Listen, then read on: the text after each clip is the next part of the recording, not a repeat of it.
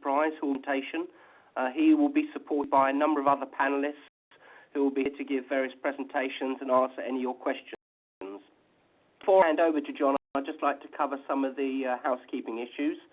We would encourage you all to ask questions. That is the essence and point of this event.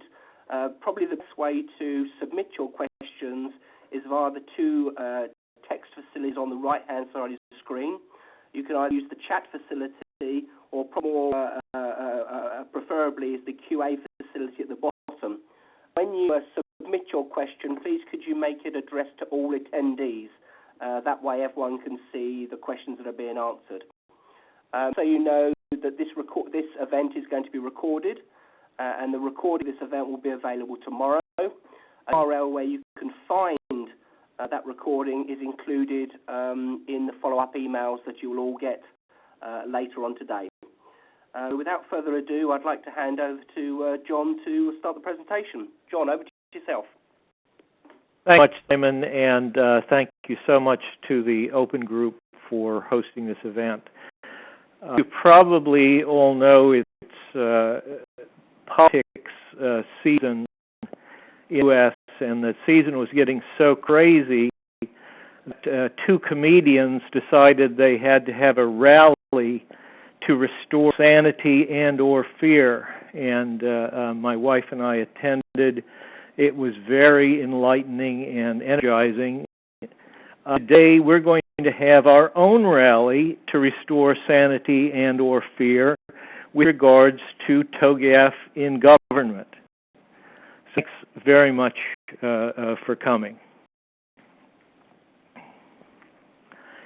Welcome. So, Paul, we're going to introduce a panel. We've got a really top grade panel here today. Then I'm going to do a presentation, a short introduction to TOGAF in the federal context. Then we're going to set the stage for business architecture by visioning, and then we conduct the business architecture going through the steps that TOGAF recommends and talk about some of the artifacts that we might be creating. And then we have 5 case studies, just so this is not an academic exercise, with 5 case studies that our panelists, including myself, have assembled. And then we're going to have a panel discussion, question and answer period. So, presenter is myself from Architecting the Enterprise. I've worked in several of the federal departments using TOGAF. Of course, our monitor is Simon Lofthouse from the Open Group, plus Judith Jones, CEO, founder of Architecting the Enterprise, long history with TOGAF and the Open Group, and government programs. At Harrington, also Architecting the Enterprise, has worked with various U.S. government programs and TOGAF as well. Rafael Jablanka, Architecting the Enterprise, has worked with government programs and TOGAF in Poland. Greg Letow of Component Wave and Jim Odrowski of the same company have worked on a large USDA project they ran with a combination of TOGAF and FEA. Alex Bierman with Sense Agility is an expert in component-based architecture, as is Robert Weissman of Vision, and he's had quite a bit of government experience in Canada. David Epperly of Archangel IT also has considerable experience in government along with Ed and myself, are all members of the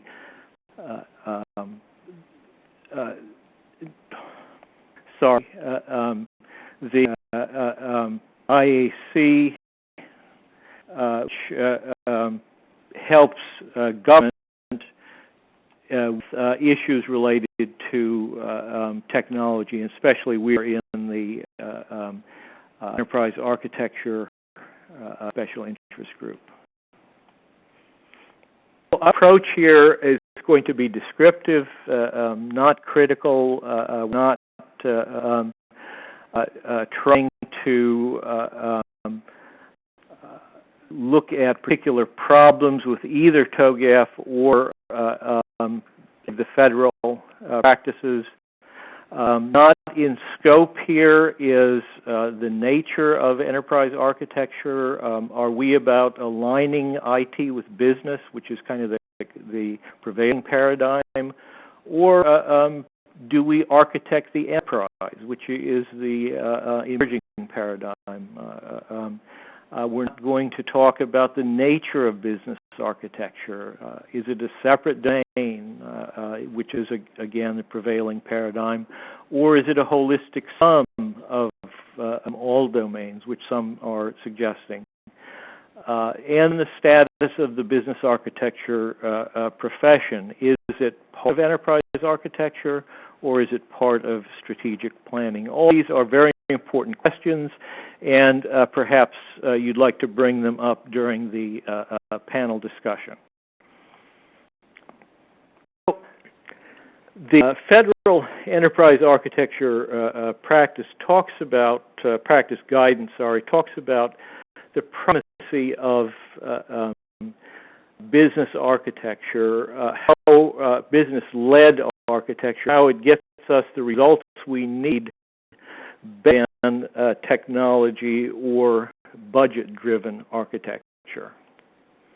And with that, TOGAF very much agrees. Here's our situation currently. The practice, federal enterprise architecture and the federal segment architecture development method are very business-driven.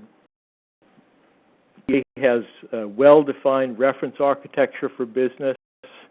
The Office of Management and Budget of the White House, the CIO Council has guidance on process at a very high level. And FSAM provides guidance at a much lower level, but for segment architectures in particular. Architects still are finding themselves in the situation when they're inventing the wheel all the time. They're spending too much time planning. They need more granular process information, more examples of the outputs, more templates, and also they need a common language that they can talk among themselves and also with vendors and consultants. And increasingly, and I think the new version of the Department of Defense Architectural Framework is a very good example of this, is talking among different countries. The new TOGAF is actually a collaboration among several countries.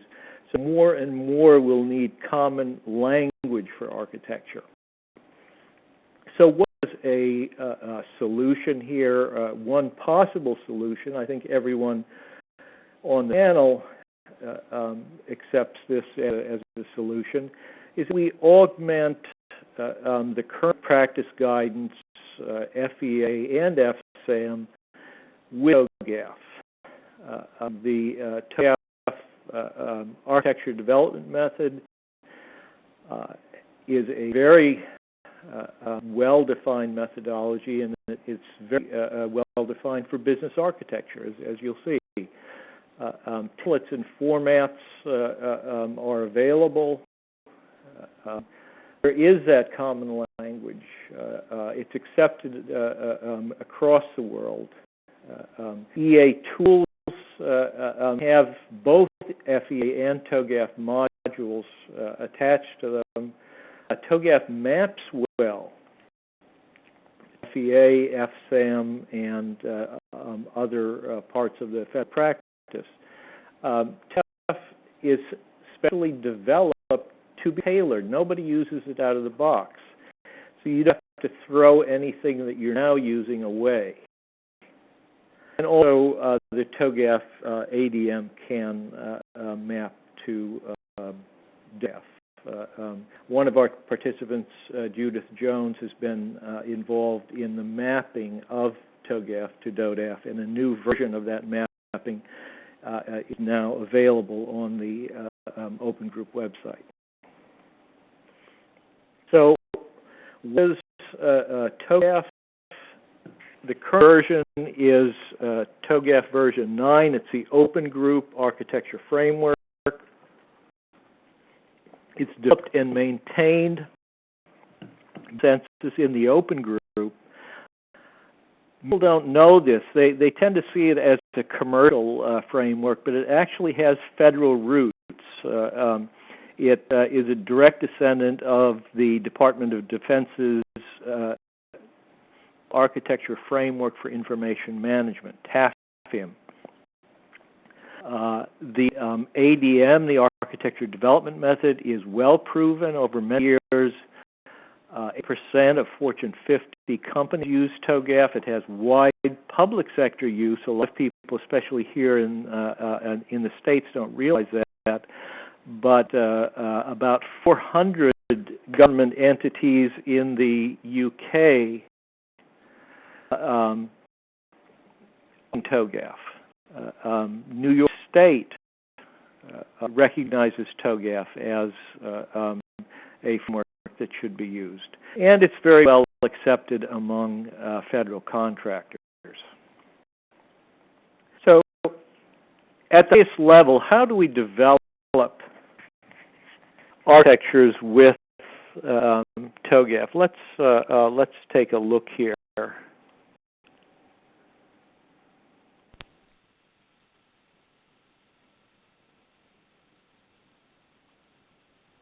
Trying to get a drawing too. I apologize.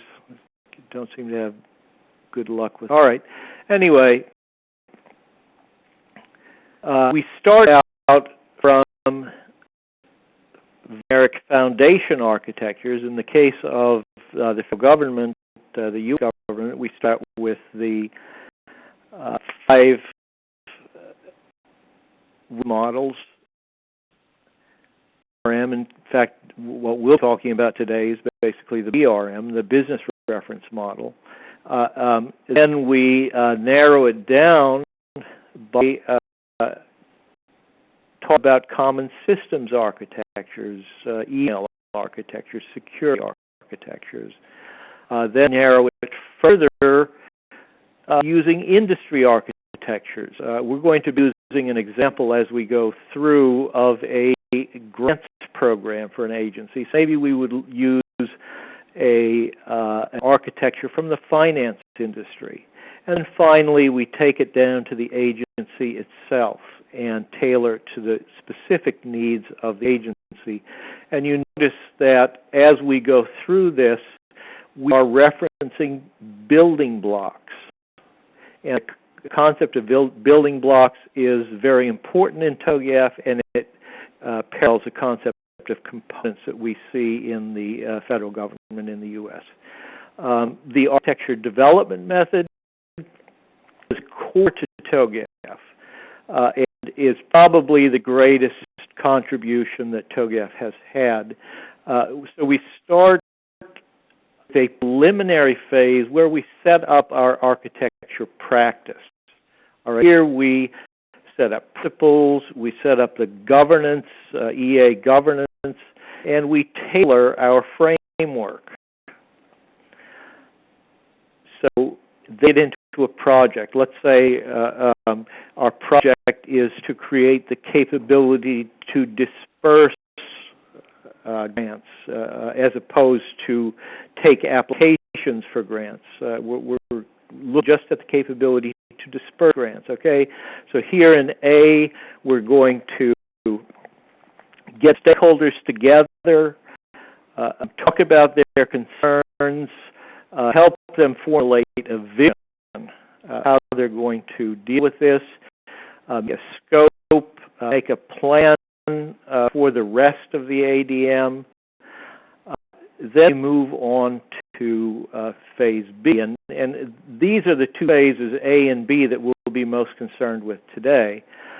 Phase B, we're going to define an as-is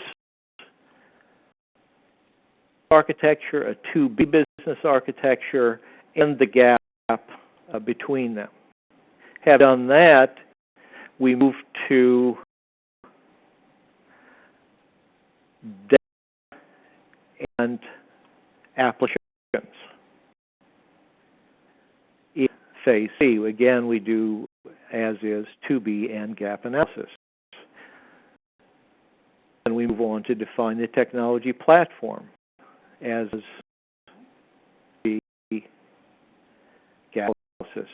At this point, we have finished our high-level architecture and are ready to start looking at solutions. Okay, so we can call in vendors. We can say, these are this is our target architecture that we're looking at. These are the gaps that we see. How can you help us? All right. Once we have solutions and put the work packages and in them as a kind of a high-level roadmap, we can create a detailed migration plan in phase F.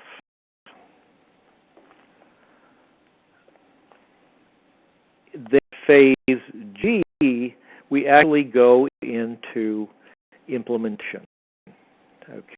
We hand over our high-level architecture to solution developers, and we help them by giving them a contract, how do they keep in conformance with the enterprise architecture, and then we undertake reviews, compliance reviews, to keep them on track. At this point, we actually deploy capability, in this case the capability to disperse grants.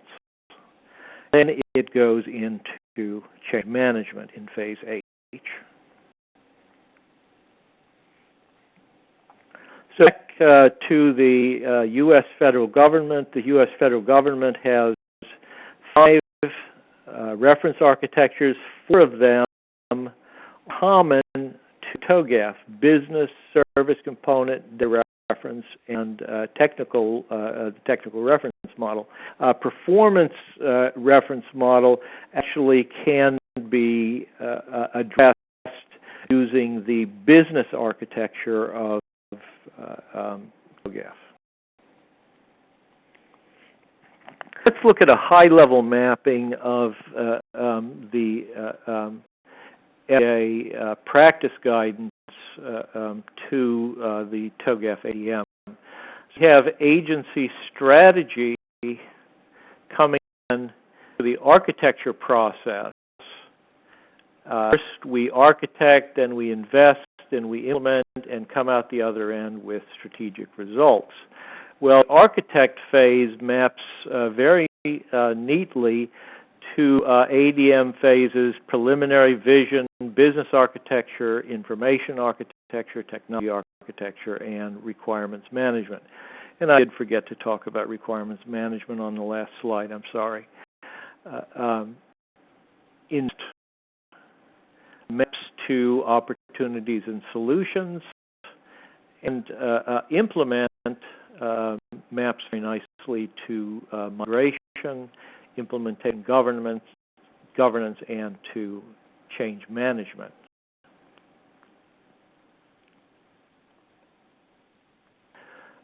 The concept of in the federal government is very similar to the concept of segments in the in TOGAF. If you look here, we've agencies, or actually departments, along this axis, and along this axis we've got business services and core mission areas. That financial management spans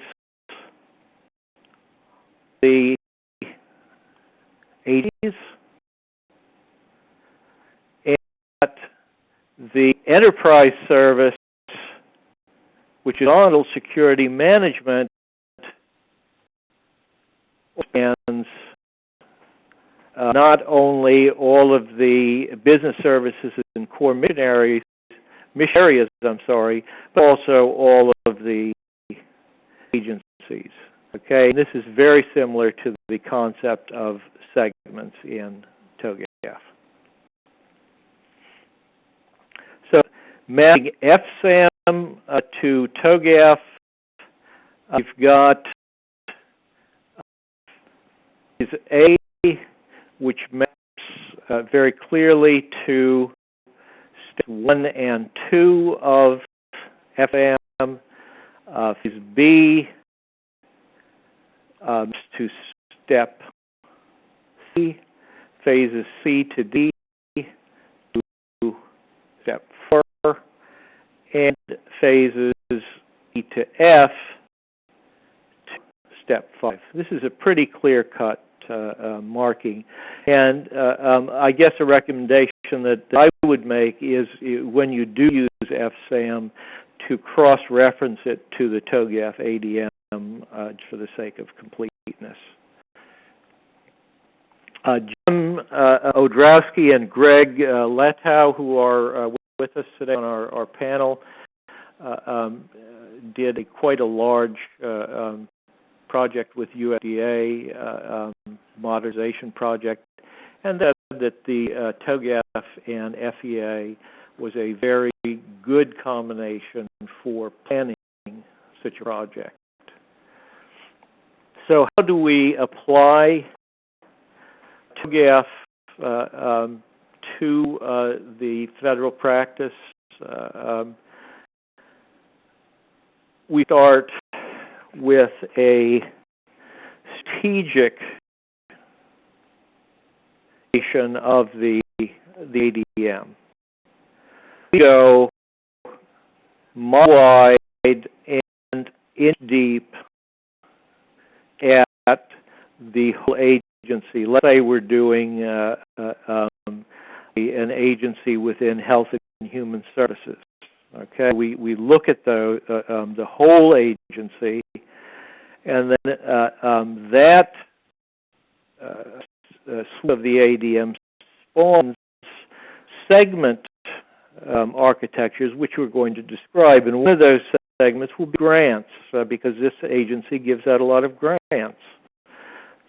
Here, we look at that grant architecture and spawns several capability architectures, one which may be to accept applications, and the one that we're interested in is to disperse grants. Okay, and that's what we're going to work on, is dispersing grants within this particular agency. Okay, this is basically what I was just talking to you about. I don't need to repeat that again. Okay, so we start with a preliminary phase. Let's just assume that we've done that. We've for this particular agency, we've set up our practice. Now we're going to the vision phase. So we establish the project. We get everybody on board. We find out who the key stakeholders are. Now we look at their concerns and requirements and them into something called a stakeholder map. And actually, FSAM has an artifact called a stakeholder map. So here we look at our stakeholder group, look at the concerns of that particular stakeholder group. What category are they in? In other words, in terms of power and interest, this group has a lot of power but not much interest. So they're a dangerous group. We have to keep them satisfied. And then we look at the artifacts and other deliverables that we might want to produce for them.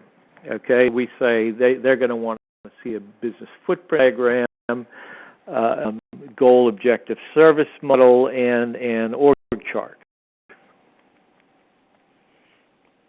This is a very useful artifact you will keep referring back to as you go through your whole ADM cycle. So, next is to confirm goals, drivers, and constraints, evaluate capabilities. The ADM, like the federal government increasingly, is taking a capability-based approach to architecture. So we want to understand our capability. We're looking to the capability to disperse grants, which cross different org structures. So this is a different approach than architecture has often taken in the past.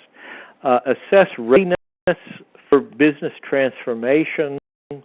Let me show you a matrix for doing that. Let's say vision phase. It's clear to us that this is going to be a service-oriented architecture approach. And so we know as a pattern, governance is very important. So say, okay, governance, let's look at this. See, boy, that's going to be very urgent. So that high urgency, readiness, not very ready. So we say, okay, that's a low readiness, area of difficulty to fix. That's going to take a lot of effort to get them ready to gut service-oriented architecture. So that also becomes a high. So you can see if you fill out that whole matrix, it gives you kind of at a glance the readiness of your agency to actually be able to undertake this change. Okay, so next we define the scope of the effort, confirm the principles. We defined our principles in the preliminary phase. Now we have to look up there and see, are these really adequate to deal with the problems we're dealing with? To actually develop the architecture vision. And this again will be some sort of workshop, probably, where we get stakeholders together, do some brainstorming, get on a whiteboard, and come up with a couple things. TOGAF suggests is a value chain diagram, which shows all the key activities in the organization, the primary activities, and then the activities that all come together to advance the ultimate goal. There are many ways to draw value chain diagrams, and TOGAF has examples of a few of them. Another thing that is recommended is a solution concept diagram, which is a high-level pencil sketch of how the solution will look and how it will solve your business problems. And notice here that we have a very business focus, but we do also talk about the technology at a very high level, but we are talking technology here. Define our target architecture value proposition. We're really starting to build a business case here. We have to show the sponsor why, in business terms, they should be building this capability to disperse grants. Risk, very important. We start talking about risk up in phase A and revisit that all the way through the ADM. And finally, develop a statement of architecture work. This tells our sponsor and our other stakeholders how we're actually going to proceed through the remainder of the ADM. How many sources we're going to need, what the schedule is, etc.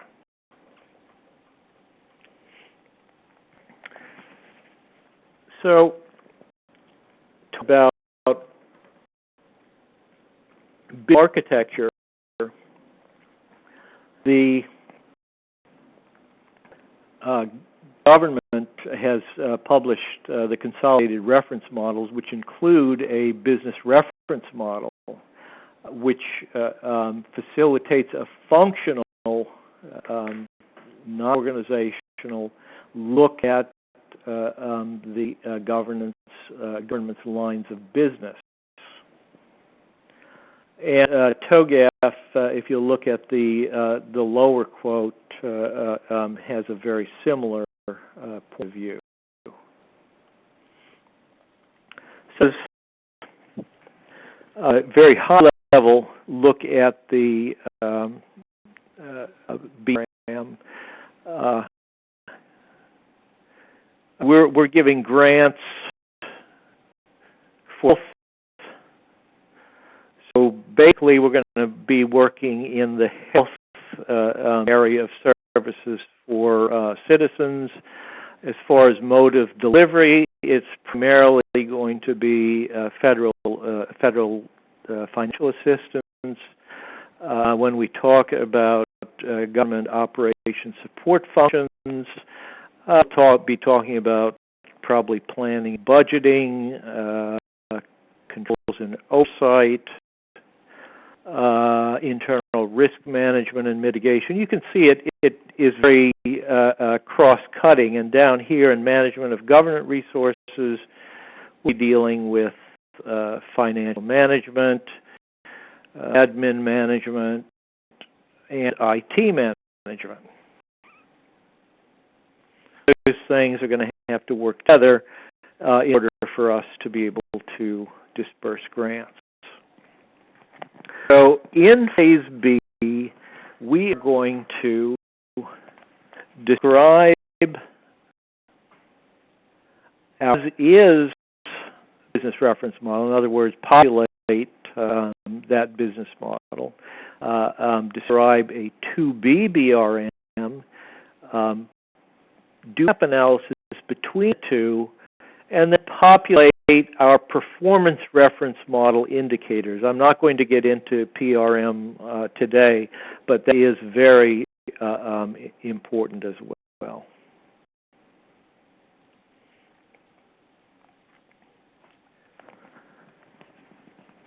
So steps, the discrete steps that TOGAF uses to get us through the business architecture. First, we're going to select reference models, viewpoints, and tools. The most important thing here is selecting artifacts. And here is probably the single most important tool that's been released in TOGAF 9. Much of what you've seen so far was part of TOGAF 8, but this is really new in TOGAF 9. if we look here in the business architecture, you can see that all these artifacts are available in forms of templates, in examples. Some of the tool makers now can produce them with their tools, and this taxonomy is modular, and it relates to a modular meta model that underlies it. Okay, so here we have a organization actor catalog. Catalogs are lists, so this is a list of organization and actors. Role catalog, service function catalog, those are the core. This interaction matrix. Matrix are lists put up against each other to show the relationships, and we'll show you a couple. Actor role matrix. Diagrams here, we've got 4 diagrams, and we'll show you 3 of those. Okay, and there are a lot of commonalities with TOGAF artifacts and those identified by EPSAM. You can see these 5 that I have down here are held in common. DODAF also has artifacts that are common with TOGAF. There's an actor role matrix. You got actors along this axis, and you've got activities along this axis, and then you've got roles. In this case, they're RACI characteristics: responsible, accountable, consulted, informed, of those various actors according to the activities. And this is only one way to make this matrix. TOGAF suggests a few. Business interaction matrix. Here we've got the providing org units, providing a service, a business service, to a consuming org unit. Okay, here engineering provides a build-to-order service to sales, procurement, and manufacturing. It highlights value chain and dependencies across organizations. Entity to business function matrix. You could have a business function here. Same, you have a data entity here, and then in the cell you explain how they relate to each other, or just simply have an X to show that there's a relationship to each other. Or you can use a CRUD. You can use create, read, update, delete. There's many ways you can use a data entity to business function matrix. Footprint diagram. This is very good for showing high-level stakeholders how their goals. Here we have the board and the level sales folks. Their goals relate to and trace to the technology components that are actually fulfilling those goals, and show the traceability through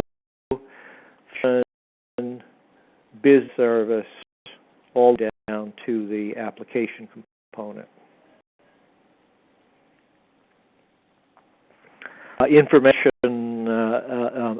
Service information diagram shows how a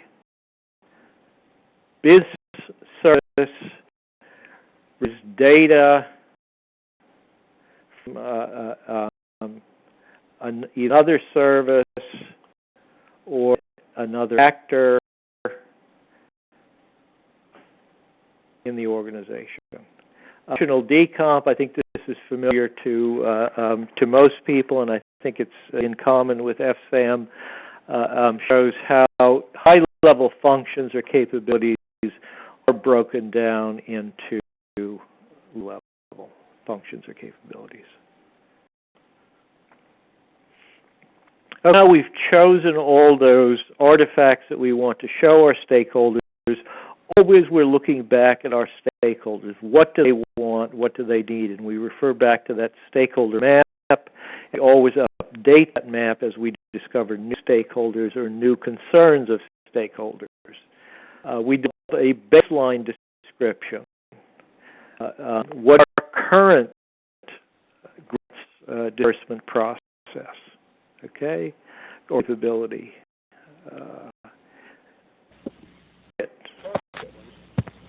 What is a target? What is a gap between the two? Done that, we can make a roadmap, a high-level roadmap between the as state and the to-be state. Resolve impacts.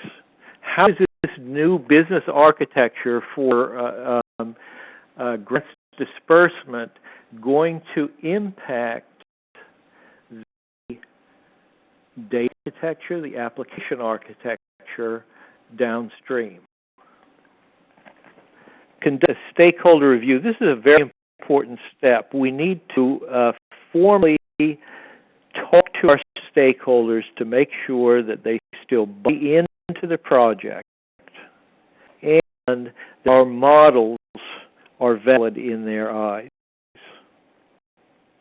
We need to finalize the architecture. Most importantly here is to find standards that apply to the various building blocks that we have identified, and then create an architecture definition document. This is probably the most important single document that we create in TOGAF, and it follows us all the way through B, C, D. So we have business architecture here. We had data architecture, application architecture, technology architecture, and then finally we deliver that at the phase F so that it can be used by the solution teams and others to actually deploy the architecture. What's the value proposition? We've seen basically how it works for us. How can TOGAF really be valuable to us? The ADM in the business phase maps very well to federal practice, provides needed process details. It gives us templates, examples, all open standard. It's not tied into any particular vendor or technology. Is purposely made to be tailored, and it's inexpensive to use. A government agency can simply download it free of charge and begin using it. It's an industry standard. It really become the default framework in the private sector and becoming the default framework in the public sector. There's consulting resources available, over 10,000 TOGAF certified architects globally. Maybe Simon could update us with the most recent number.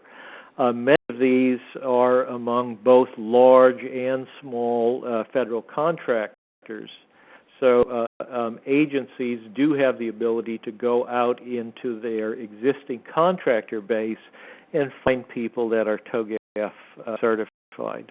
TOGAF simplifies communication inside an architecture team and with vendors, consultants, and also internationally.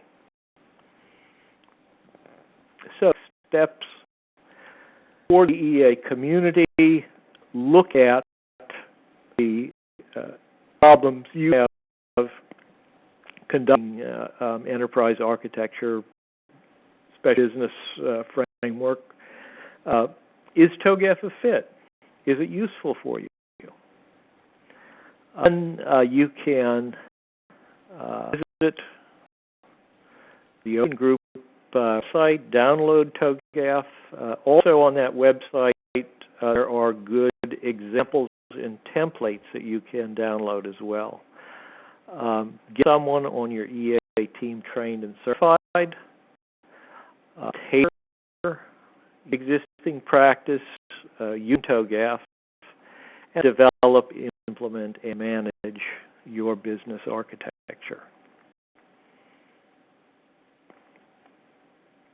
So the next 10 minutes or so, I want to devote to case studies. I've got a short one that I'm going to present, and then we've got for others following that. So I'll just call on people as we're ready.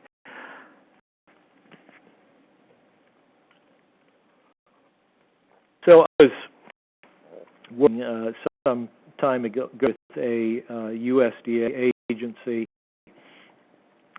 and they needed to begin an EA program for its own sake. They knew they had to do it, and then also they had to satisfy the requirement of the Office of Management and Budget. It's a regulatory requirement that they set up an EA practice. CIO was very supportive. I was the only full-time EA resource, but given that, we did pretty well. We started the vision phase. She sent me around to 10 offices in the agency, all 10 offices, with PowerPoint. She actually did the PowerPoints. We had great visits with all those offices. Had me conduct interviews with key stakeholders, and we held a vision workshop. Very successful, and she supported development of the vision document. Well, it was very well received. Everyone liked it, and was immediately used by capital planning and investment control to make purchase decisions. And you might say, well, that's a little premature. Shouldn't you really have a robust architecture, including business information technology in place? Yeah, that's probably true, but still, it's better to have those decisions based on something than nothing. We have difficulty moving past the vision. One of the things was the vision was too slick. With a 10-page document that looked very nice, and a lot of stakeholders thought that really was the full enterprise architecture.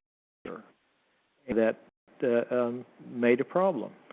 And then also, and I think this is a problem that many people share, is that business owners, the heads of business lines, were reluctant to detail their business architecture. So it became difficult to move on from there. And I moved on to another project at that point, so I can't really report with any veracity what happened since then. But I thought it was interesting what happened at that point. Okay, let's have Jim and Greg talk about USDA Agency B.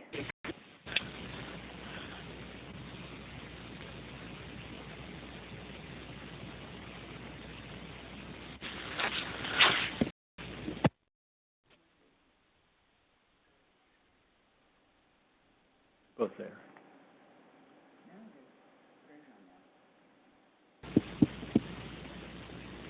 Greg. Yeah, I'm here. Is him on? He was going to take the first part here for us. Can you hear me? Hear you, John. Okay. Are we on? John, can you hear me? Yes, I can. Okay. Yes, Greg and I worked on a large modernization project for the USDA. This was not only IT modernization, but also a very large business transformation for the agency. So, as we stated, the combination of TOGAF and FEA was very useful in planning out a large effort like this. TOGAF providing process and the artifacts that were developed and ensuring that we were aligned with the business and very driven. And, the FEA in turn provide the reference models, which really helped start this effort because we could talk in the language of the business. We can categorize things by item from the FEA reference models, which helped us organize this large effort. There's a lot of different business functions involved from the FEA BRM, and then there was a lot of current systems in place that we had to identify. Basically, ones were going to be replaced, which ones were going to be leveraged, etc. So from TOGAF, we identified some of the artifacts, some of the key catalogs and key matrices that would help us organize this effort.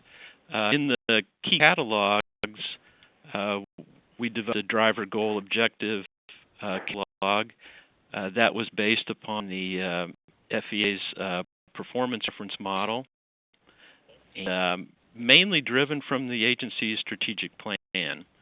And so we built that tailored FEA PRM model based upon the main strategic drivers and some of the performance indicators that were in play. We developed a business service function catalog based upon the FEA BRM, identifying each functions were in scope,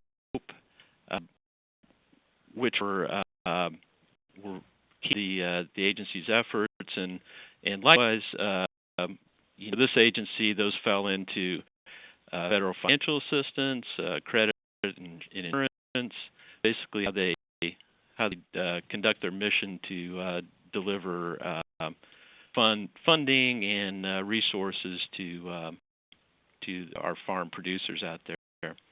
Another key catalog was the current systems catalog. We had to basically document all the systems and identify which ones were targets for this modernization effort. The requirements catalog at the level identified those capabilities, and that was mainly driven from vision. Similarly to John's effort, there was a large visioning effort, and those capabilities came out, which were lines of capability to allow sign up, forfeits, delivery of benefit payments, all the customer management that goes along with that, the policy management, etc. With catalogs in hand, we could start to organize that information through the matrices. So mapping the performance objectives to the business functions, allowing us to identify, what highest importance to the business that would allow us to better prioritize the effort and focus in on the key business functions to address. current systems to business functions was another extremely useful mix to have, because it identified basically where areas of duplication were in current systems, where the highest concentration of legacy systems were supporting the business, which ones were targets for migration or replacement. Also, where gaps were. So if there were areas of the business that were undersupported. The requirements to business functions really drive out some of the scoping, so we knew basically where those capabilities, what areas of the business they were supporting, where additional requirements had to be addressed to close gaps, etc. And so with those catalogs and matrices in place, we were able to receive some very useful insights and benefits that helped in further planning this effort. Greg, do you want to describe some of those, please? Sure, thanks. Basically, as John showed earlier in one of his slides, he'd showed an example of a data entity to business function matrix, and those mappings, those really proved to be invaluable to us. They gave us a graphical representation or a visual representation of hotspots. So, for example, when we had our SRM to BRM function, so we had our business functions on one axis and our systems on the other axis, you could kind of just graphically look across the matrix and say, wow, we've got lots of system duplication here because we have lots of X's identifying how many systems are supporting this piece of business functionality. Likewise, it would also show us the opposite. We'd see gaps. We'd say, looking at the area of a certain part of the business, there's very little to no system support for it. And that led us to be able to ask some probing questions like, well, is something we want to have automated? Is this something that would be supported by systems, or is this part of the business really more of a manual one? Is that intentional? And so through these mappings, we all were able to use the BRM as kind of the glue between the PRM, the performance reference model, and the system component reference model to hold it together. So we had our PRM mapping to our BRM and our BRM mapping to our SRM. Follow along the PA lingo there. Basically, what that lets us know is what performance objectives different systems are supporting. So if we could, when we could sequencing out different releases, we'd say the modernization of this certain system, it's supporting one key objective of the agency, so obviously it has to have a higher priority than some of the lesser objectives of the agency. So it gave us some viable, or at least some justifiable way to back up our sequencing and project planning for our roadmap of how to go through this modernization effort. Well, touch Jim and Greg, and I'm sure we'll have some questions about that in the Q&A period. Let's move on to Ed Harrington with Business Architecture at GSA. Thank you. Can you hear me okay? Sure. Great. This on with my former company. I'm now with Architecting Enterprise, but I was with a company called Data Access Technologies at the time. And we weren't precisely using TOGAF per se, but what we did was right in line with what TOGAF offers. We were actually using model-driven architecture from the OMG. And we started with, as John mentioned, the wide, inch-deep look across the agency, pure from a business perspective. And that resulted in something called the One GSA EA. It was primarily based on Porter's value chains and done at the very highest level of the what's within the OM's model-driven architecture called the SIM, or computational independent model. What from that was the definition of numerous segments, just as TOGAF points out. on a vertical basis, we had the business of the agency, the Public Building Service and the Federal Supply Service are the two operational entities, and they had a whole bunch of supporting segments, including finance, HR, acquisition, et cetera. And as a matter of fact, the analysis at the detail level, as far as HR is concerned, is still going on today. There's a major project that Data Access Technologies is working on that today. Next we did was we basically took some deep dives into a number of the segments, and as I said, some of it's still ongoing, where in essence the business architecture that we've been talking about today aligned directly with the OMG MDA Computational Independent Model, or SIM. The TOGAF 9's data and applications architecture, the phase C, on the graphic, aligns absolutely perfectly with the platform independent model concept of the OMG MDA. And then when we get to the TOGAF 9's technical architecture, that aligns absolutely perfectly with the platform-specific modeling concepts within the OMG. So we were doing TOGAF and we didn't realize it at the time. Now, if I had to go back, I would actually use the concepts, use the artifacts that TOGAF offers. We were doing it in UML primarily, which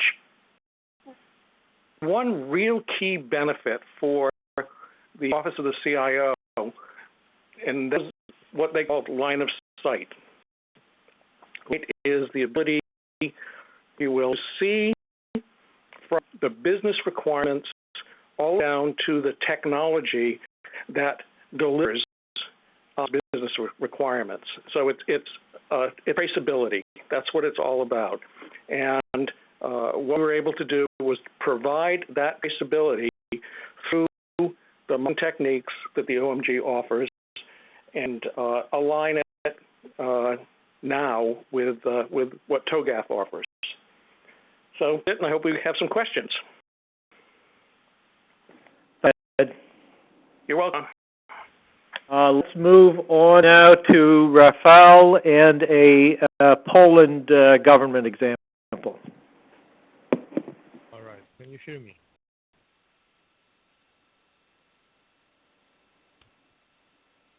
Can you hear me? You speak up a little bit. Right, I will. We don't. No. Don't have very much experience as a government in Poland with TOGAF, but there is some experience, and the first one was somewhere in 2006 when we were really astonished at Ministry of Finance how well TOGAF responds to our needs. We tried to make it wider and make it pan or cross-government initiative and approach. So there was one attempt to build something like FIAF in US, but it was based in Poland, and it was based on it was rather bottom-up approach. So some of the ministers said that there is some nice thing to share. We need to do that in order to really provide some kind of e-government that goes beyond some slogans that were very common at those times. Unfortunately, there were some elections on the way, so after the elections, the powers, the ruling party has changed, and all the initiatives like that stopped. So we don't have, until we don't have anything like federal or government-wide government framework, we do have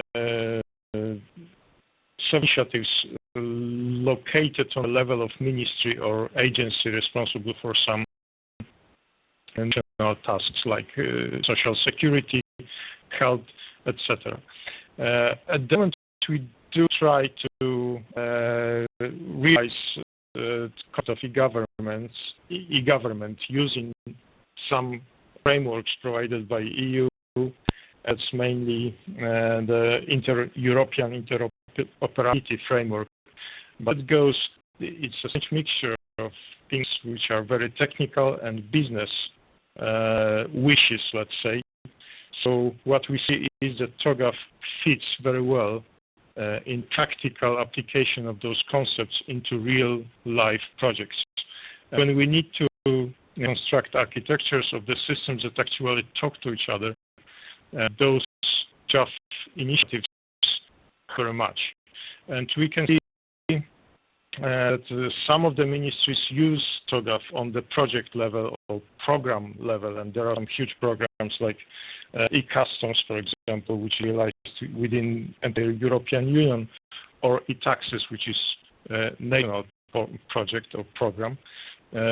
We several ministries now use those the kind of thinking on the project level, but also some of those ministries try to think in a broader way and construct some kind of frameworks for their own use.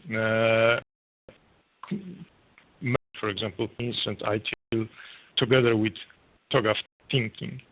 So there is no formal recognition of TOGAF as a framework for the government, although you can see that studying the terms of reference of projects and systems that are being created right now, that TOGAF is called everywhere a kind of common sense check or evaluator. If the supplier is able to provide in accordance with TOGAF, that means that probably the supplier knows what they are talking about. And that's one of the uses. So there are several needs to coordinate agencies because they are put on the common integration platform, which is supposed to be cross-government platform. And we don't have this cross-government framework for building common or enterprise architecture, treating government as an enterprise. For this integration platform, it works very well to have similar way of thinking. So, although we have those formal frameworks, we do similar thinking because it is created in a similar way on the level. Can I next slide, please?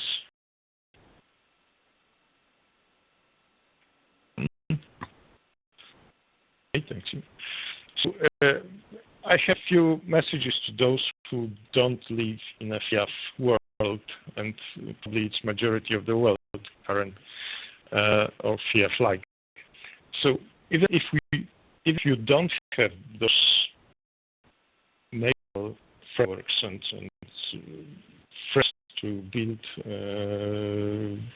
architecture on the government level, it's very good to have some common language, and TOGAF provides for that common language to several ministries, and we are very lucky that independently, or well, maybe dependently, but not without any force and without any higher command, let's say, all ministries start to use the same format, the same way of thinking, the same language, which is unified thanks to TOGAF. All you can see that suppliers are quite happy to see that thinking within the government, and it's easier for suppliers to talk to government when they see that agency knows what they want, that they are thinking in some more strategic way, not very tactical, and probably the communication and the feeling of the problem is much better because they use TOGAF. And that means also that between several ministries there will be similar approach and similar set of artifacts and similar method because there is ADM. Also, you have to start, if somebody thinks about that and then add these US and UK because they have some frameworks, as in your country there is no framework like that, so it's not bad. It's still good to have something and use even chunks or some pieces, areas of TOGAF, for example, to define principles and sort of deliverables or products that you will request from every supplier that you meet. So you can build your repository and have uniform and comparable content. So my message is that you have to be U.S. government to still benefit from TOGAF, and TOGAF helps even without big frameworks to introduce enterprise architecture and to that really. All right, that's it from me. Thanks. Thank you very much, Rafael. And now for our last case study, Bob Weissman for a Canada government case study. Folks, just first iteration, please. I've got a fairly high-level presentation. I've worked in multiple, a lot of government departments here in the last 20 years. Essentially what happens is one of the things that we find in the IT industry is that people aren't looking at the top level, i.e. the business outcomes. The Government of Canada has highlighted, for example, they want government outcomes, and then they specify strategic departmental outcomes that support the government, then core program outcomes and mandated programs. That is the heart, really, of your business architecture. Next iteration, please. Okay. And what happens is, really, when you take a look at it, IM and in the Canadian government, information management manages the holding, and information technology manages the infrastructure. As it happens, there are enabling processes. And when you try and do your information management or your information technology architecture in the absence, without realizing it's just a critical enabler in the absence of the context for the mandated programs or the core program outcomes, then what happens is you get into a lot of problems, and often your projects and portfolios basically languish because there's no relationship to the actual work that the department is doing. Next one, please. What happens is that the business architecture focus within TOGAF essentially prevents this, and something I've found in about 7 or 8 major government departments. The business architecture focus defines the business value, and that's taken from all of the outcomes, as well as IM and IT often have to support the internal services such as HR and finance.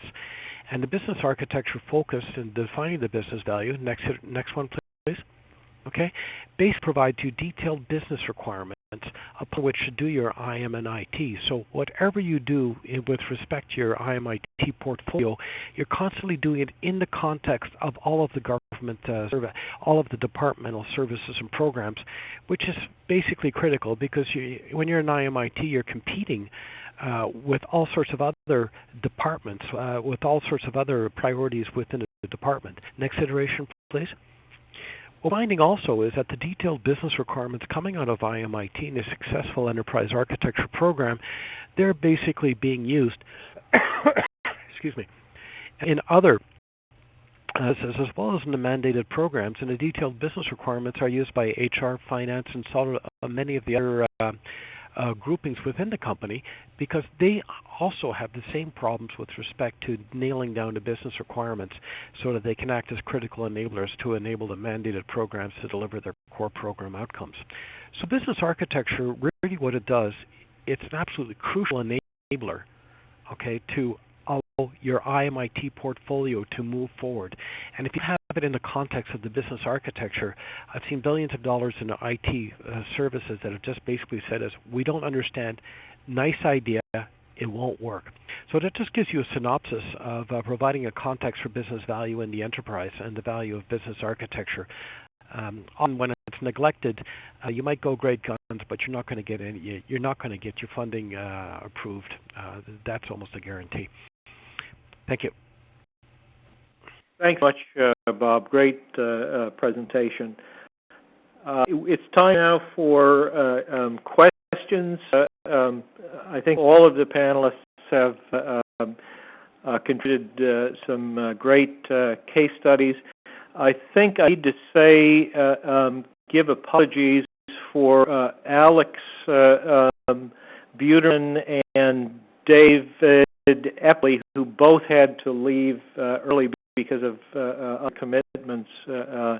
So their apologies to the audience. Can we leave this list of participants up for the time being? So if people want to write down any of these email addresses, they can. And then please, Simon, if you can start with questions, that would be wonderful.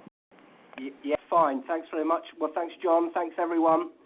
As usual, a very informative presentation. We do have a number of questions, and I'll start one from Rob Van Marion on the chat.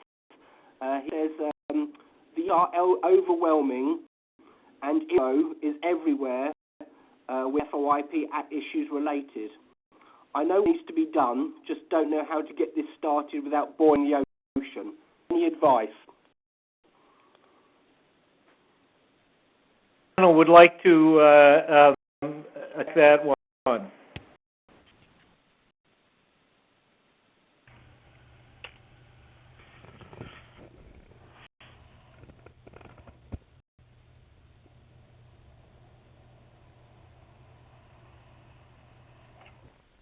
Well, I'll go on to the next, and then we'll come back to that one after we've all chewed on that for a little bit. Yeah. Give that one some thought, and I'll move on to some questions on the QA. I have a question from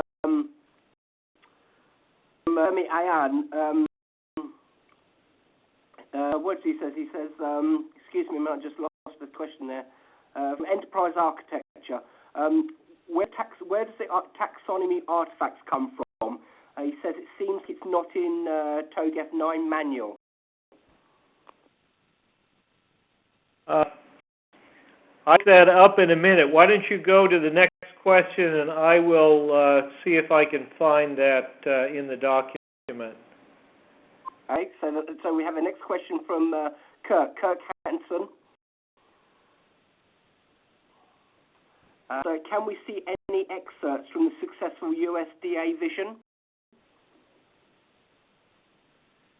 Excerpts from the USDA vision.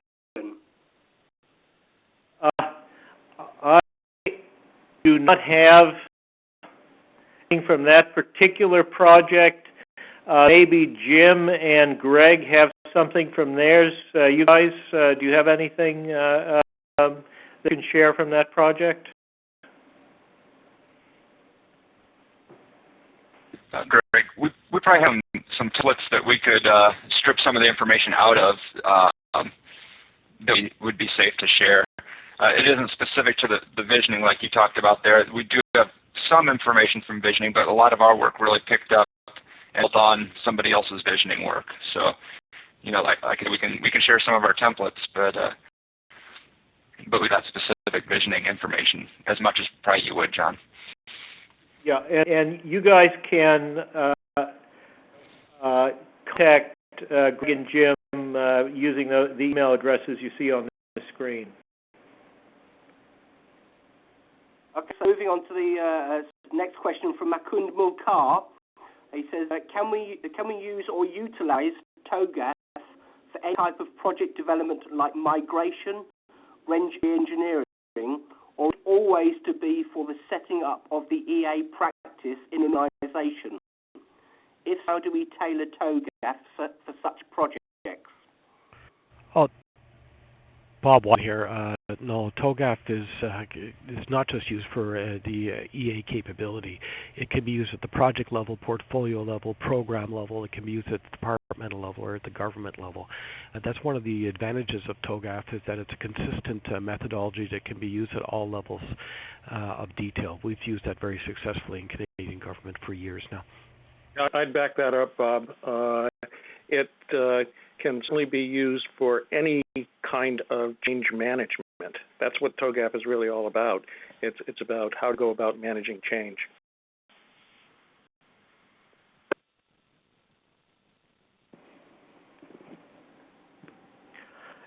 Those who are interested, the white papers on the Open Group site will deal with mapping TOGAF to ITIL, also to PMI, to RUP. So there's many ways you can make TOGAF that can be useful. Also, in regards to the previous question, the taxonomy of artifacts, actually it's called in the text the taxonomy of architecture viewpoints, is 35.6 in the section called the Architecture Content Framework.